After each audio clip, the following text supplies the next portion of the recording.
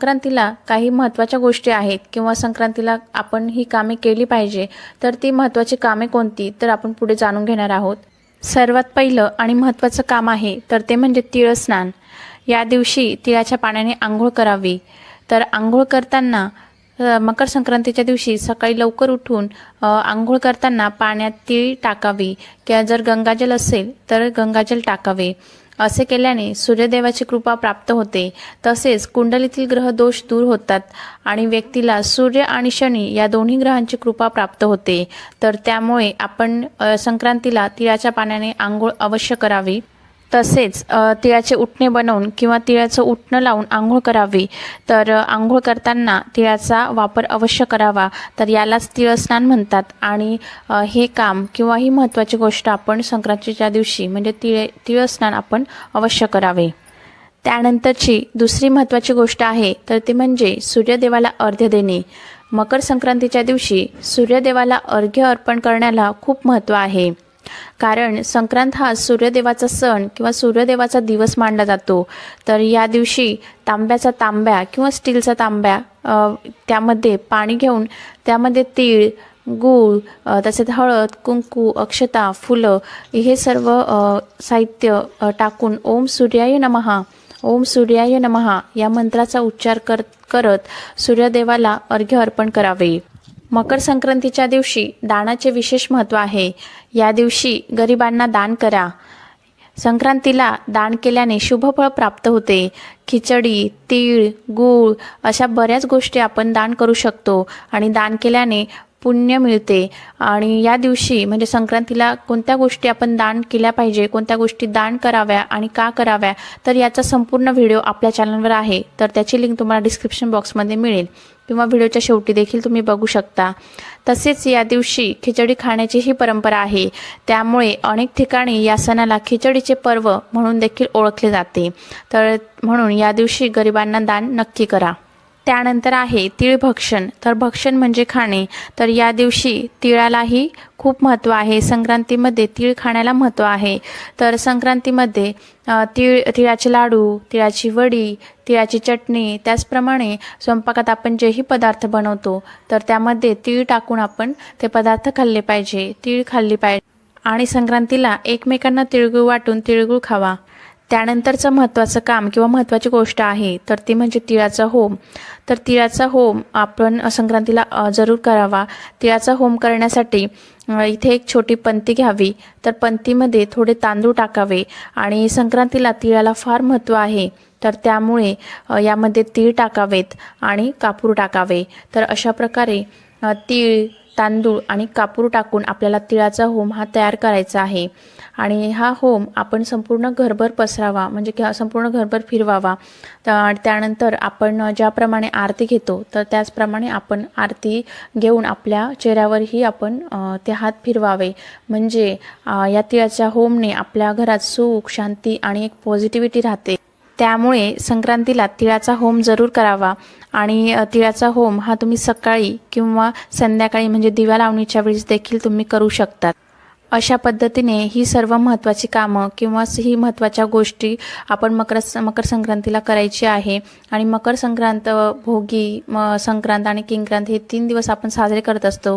तर त्यामुळे हे 3 दिवस आपण या सर्व गोष्टी आपण केल्या तरीही चालेल आणि ही कामे आपण नक्की करावी। त्याचबरोबर भोगी या दिवसाला काही धार्मिक महत्त्व देखील आहे। तर ते धार्मिक महत्त्व म्हणजे या दिवशी सुगड पूजण्याची प्रथा आहे। सवासिनी स्त्रिया संक्रांतीला सुगडाची पूजा करतात। काळ्या आणि तांबड्या रंगाच्या मातीच्या सुगडांची पूजा या दिवशी केली जाते। या घड्यांमध्ये शेतात बहरलेलं नवधान्य ठेवून त्याची पूजा करण्याची प्रथा आहे। लहान सुगड देवघरात मांडून त्याची पूजा केली जाते। धनधान्यांचं प्रतीक म्हणून त्यात हरभरा, गाजर, ऊस, तीळ, शेंगदाणे, बोरं, तिळगुळ हे साहित्य भरलं जातं। तर सुगड पूजा कशी केली जाते ते आपण पुढे बघू। तर इथे सर्वप्रथम मी पूजा करण्यासाठी काय काय साहित्य घेतलेले आहे तर ते मी तुम्हाला दाखवते। तर इथे मी 5 मातीची बोळके घेतलेली आहेत, काळ्या रंगाची घेतलेली आहेत। संक्रांतीला काळ्या रंगाच्या बोळक्यांना महत्त्व असतं, तर त्यामुळे काळ्या रंगाची बोळकी मिळाली तर नक्की घ्या आणि नसेल मिळत तर तुम्ही तांबड्या रंगाची बोळकी घेतली तरीही चालेल। आणि त्या बोळक्यांसोबत एक दिवा ही घेतलेला आहे, म्हणजे जिथे आपण बोळके घेतो तिथे ते मिळून जातं आपल्याला। तर ते घेतलेलं आहे. एका टोपलीमध्ये फुलं घेतलेली आहेत वेगवेगळ्या प्रकारची. नंतर अक्षता घेतलेल्या आहेत एका वाटीत. नंतर इथे मी ट्रेमध्ये सर्व काही फळं धान्य घेतलेल्या, सॉरी म्हणजे जे काही आपल्या थंडीमध्ये भाज्या येतात तर त्या तुम्ही 5 भाज्या कोणत्याही घेऊ शकतात, 5 किंवा 7. तर इथे मी वाटाणे घेतलेले आहेत. नंतर हरभरा, ऊस, गाजर, आवळा, बोरं, तिळगूळ घेतले आहे एका वाटीमध्ये. आणि गाजर, ऊस या सर्वांचे आपण बारीक बारीक तुकडे करून घ्यायचे आहेत. त्यानंतर मी इथे दिवा घेतलेला आहे. त्यानंतर हळद, कुंकू, अक्षता यांची कुयरी तयार करून घेतलेली आहे. तर हे सर्व साहित्य आपल्याला पूजेसाठी लागणार आहे. तर आता इथे लाईट गेल्यामुळे तुम्हाला म्हणजे कमी उजेड दिसत असेल, पण तुम्हाला पूजा नक्कीच समजेल असं मी सर्व काही इथे सांगणार आहे. तर आता बघा इथे मी जे 5 बोळके घेतलेले आहेत, म्हणजे मार्केटमधून आणल्यानंतर ते आपण थोडा वेळ ते भिजू द्यायचे आहे पाण्यात आणि त्यानंतर किंवा धुवून घेऊ शकतात. आणि त्यानंतर मी आता इथे बघा कुंकूने ओला कुंकू करून घेतलेला आहे आणि लाल गंधाने आपण त्यावर पट्टे ओढून घ्यायचे आहेत किंवा स्वस्तिक काढलं तरीही चालेल. तर असे आपल्याला 5 बोळके कुंकवाने लाल पट्टे ओढून किंवा स्वस्तिक काढून तयार करून घ्यायचे आहेत. पण आता ही अगदी काळी असल्यामुळे ती व्यवस्थित उमटली जात नव्हती. पण जसं होईल तसं तुम्ही ते लाल गंध लावू शकतात.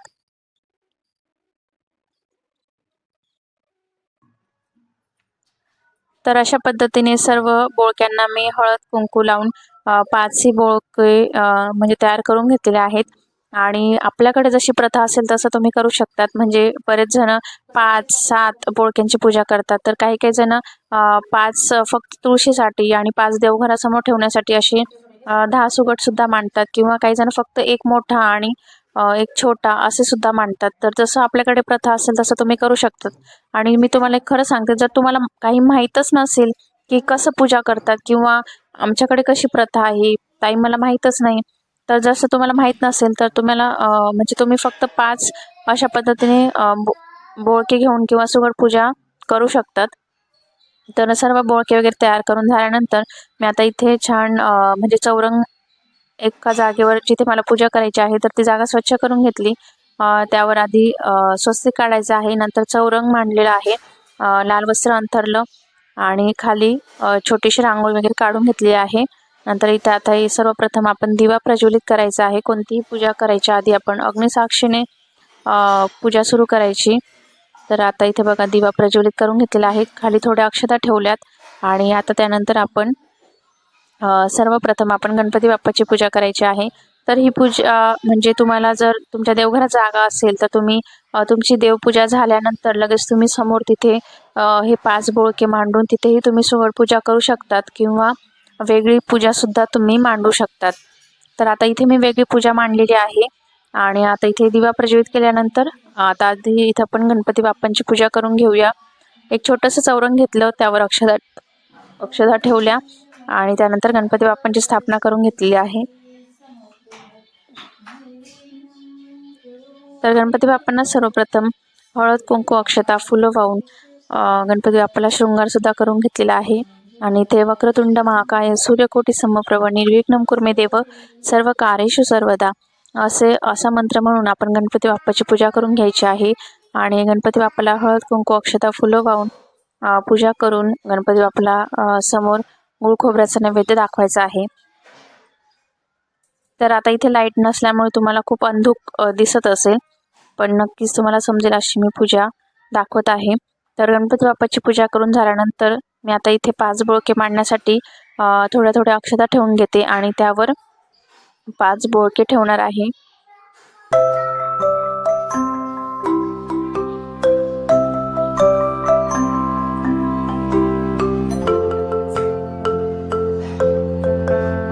तर आता इथे सर्व माझे 5 बोळके मांडून झालेले आहेत.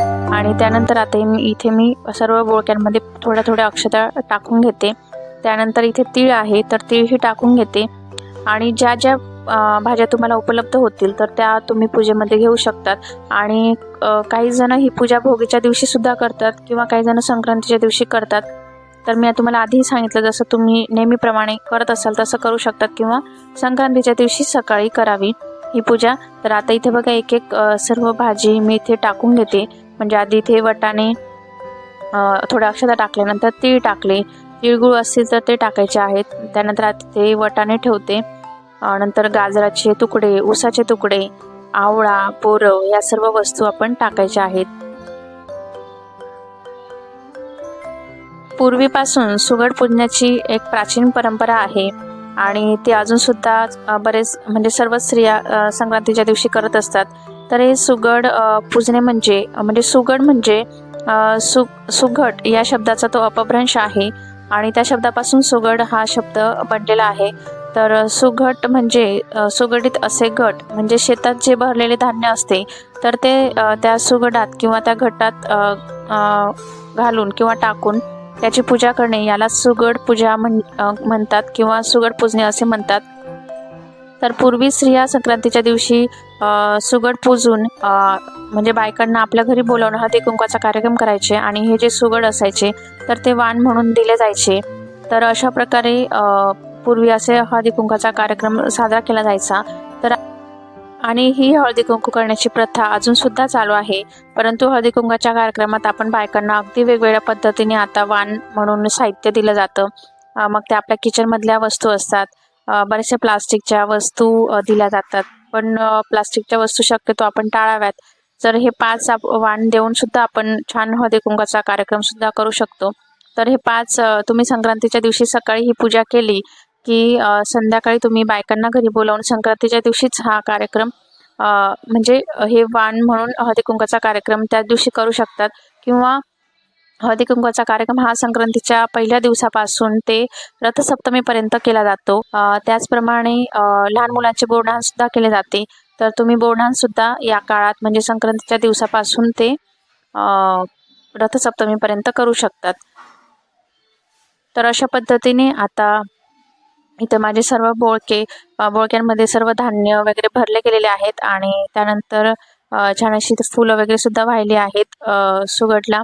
आणि त्यानंतर मी पुन्हा आता इथे हळद कुंकू लावून पूजा करून घेते. तर आता इथे बघा लाईट आलेली आहे आणि बघा आता किती छान दिसते पूजा. तुम्हाला खरंच आधी दिसलं नसेल व्यवस्थित काही, पण आता तुम्हाला मी नंतर सर्व काही पूजा सगळं व्यवस्थित दाखवेल. तर आता इथे मी सर्व सुगडची पूजा करून घेतली, हळद कुंकू अक्षता फुलं वाहून. तर सर्व पूजा झाल्यानंतर गणपती बाप्पाची आरती म्हणायची आहे आणि अशी सर्व पूजा झाल्यानंतर बरेच जण हे सुगड झाकून सुद्धा ठेवतात आणि झाकून ठेवल्यानंतर संध्याकाळी ते पुन्हा उघडायचे. म्हणजे हे सुगड म्हणजे पूजा उचलू शकतो संध्याकाळी. आणि हे सुगड 5 बोळक्यांपैकी म्हणजे 5 सुगडपैकी ते एक सुगड हा देवघरासमोर ठेवायचा, एक सुगड हा तुळशीसमोर ठेवायचा आहे आणि बाकीचे जे 3 आहेत तर ते तुम्ही बायकांना घरी बोलावून म्हणजे देऊ शकतात हळदी कुंकवाचा कार्यक्रम करून. किंवा जेव्हा तुम्ही हळदी कुंकू करणार तेव्हाही तुम्ही देऊ शकतात. तर अशा प्रकारे आपण सुगड पूजन करायचं आहे. तर त्यानंतर आता इथे नैवेद्यामध्ये मी तिळीचे लाडू ठेवलेले आहेत आणि तिळगुळ ठेवलेला आहेत. तर नैवेद्य दाखवायचा आहे आणि जो तुम्ही गोडाधोडाचा स्वयंपाक बनवलेला असेल तर त्याचाही तुम्ही नैवेद्य समोर दाखवायचा आहे. तर अशा प्रकारे आपल्याला संपूर्ण सुगड पूजनाचा विधी काय आहे किंवा सुगड पूजन कसं करायचं आपण बघितलेलं आहे.